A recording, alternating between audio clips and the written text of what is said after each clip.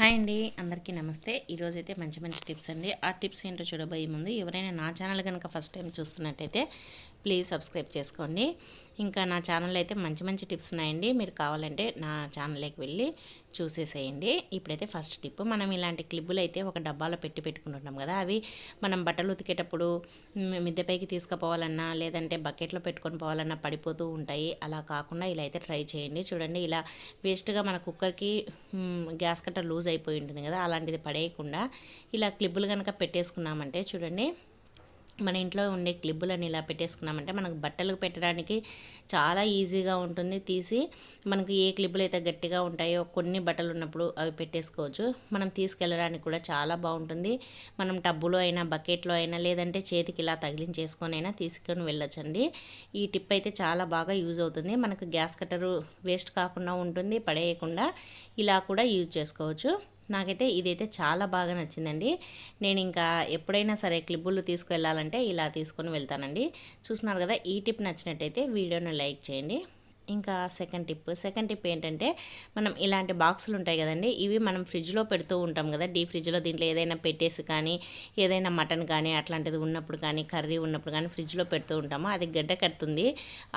మనం తీయడానికి కూడా ఇలాంటి స్టీల్ డబ్బాను ఇబ్బందిగా అనిపిస్తుంది. అలాంటప్పుడు ఇలా ఆయిల్ వేసి బాక్స్లో మనం ఏదైతే పెడతామో పెట్టేసిన తర్వాత ఇలా బాక్స్కి అయితే ఆయిల్ రుద్దేసి మనం కనుక ఫ్రిడ్జ్లో పెట్టేసినామంటే డీప్ ఫ్రిడ్జ్లో ఎన్ని రోజులున్నా ఐస్ దీనికి అనేది గడ్డ కట్టకుండా ఉంటుందండి. మళ్ళీ మనకు ఎప్పుడు కావాలంటే తీసుకోవచ్చు. టిప్ నచ్చితే వీడియోని లైక్ చేయండి. థర్డ్ టిప్ అండి, చూడండి, మన ఇంట్లో గోధుమ పిండి అయితే ఉంటుంది కదా, మనమైతే పట్టించుకుంటే గోధుమలు తెచ్చుకొని పిండి చేయించుకుంటే పర్లేదు, కానీ మార్కెట్ నుంచి తెచ్చుకున్నప్పుడైతే అది ఒరిజినలా కాదా అనేది అయితే ఈ టిప్ అయితే ట్రై చేయండి. చాలా బాగా యూజ్ అవుతుంది. మీకు అందరికీ టిప్ నచ్చుతుంది కూడా.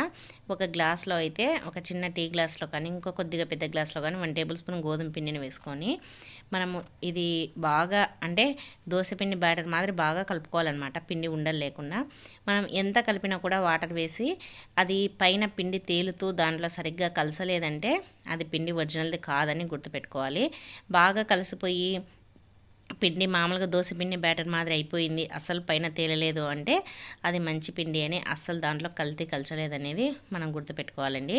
చూస్తున్నారు కదా, నేను ఎంత బాగా కలిపినా కూడా ఇదైతే పిండి అస్సలు పైనకి తేలలేదు. ఇదైతే నేను పిండి కొట్టించిందనమాట, మీకు చూపిద్దామనేసి ఈ విధంగా అయితే చూపిస్తున్నాను. చూస్తున్నారు కదా, ఈ టిప్ కూడా మీకు నచ్చినట్టయితే వీడియోని లైక్ చేయండి. మంచి టిప్స్ అయితే నా ఛానల్లో ఇంకా చాలా ఉన్నాయండి, వెళ్ళి ఒకసారి చూసేసేయండి.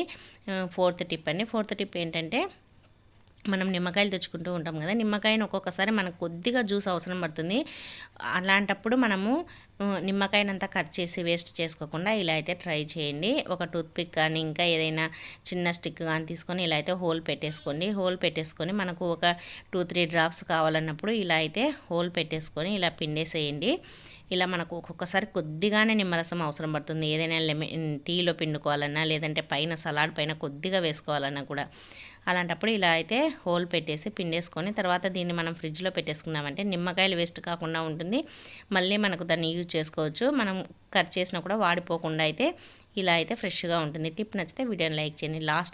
ఈ టిప్ అయితే అందరికీ నచ్చుతుంది అనుకుంటున్నాను. నచ్చితే మాత్రం వీడియోని లైక్ చేయడం మాత్రం మర్చిపోవద్దండి. లాస్ట్ టిప్ అండి, అదేంటంటే మనం కొత్తవి చెప్పులు కానీ స్లిప్పర్స్ కానీ శాండిల్స్ కానీ కొంటూ ఉంటాం కదా, కొన్నప్పుడు చాలామందికి అయితే ఇవి పడవండి, కాళ్ళు కొరికేస్తున్నాయి, చెప్పులు కొరుకుతున్నాయి అని అంటుంటారు కదా. చెప్పులు కొరికినాయని కాళ్ళు అయితే కొరికి మంట తీస్తూ ఉంటాయి, బొబ్బలు పోతుంటాయి, లేదంటే చాలామందికి అయితే చాలా ఇబ్బంది పెడుతూ ఉంటాయి. షుగర్ పేషెంట్లకు అయితే మరీ ముఖ్యంగా ఎక్కువగా ఇబ్బంది పెడుతూ ఉంటుంది. అలాంటప్పుడు ఇలా అయితే ట్రై చేయండి. మనం కొత్తవి కొన్నప్పుడు అవి వాడకముందే మనం ముందు రోజు నైటే ఇలా కనుక అప్లై చేసి పెట్టేసినామంటే వ్యాజ్లిన్, మన ఇంట్లో ఉండే వ్యాజ్లిన్ ఇలా అప్లై చేసి పెట్టేసి మళ్ళీ మనం మరుసటి రోజు నుంచి కొత్తవి వాడినామంటే అస్సలు కాళ్ళు కొరకడం అనేది ఉండదండి. ఇదైతే అందరికీ యూజ్ అవుతుందండి, పిల్లలకు కానీ పెద్దలకు కానీ ఎవరికైనా యూజ్ అవుతుంది. చూస్తున్నారు కదా, టిప్ నచ్చితే వీడియోని లైక్ చేయండి. మంచి టిప్స్ కోసం నా ఛానల్ అయితే సబ్స్క్రైబ్ చేసుకోండి.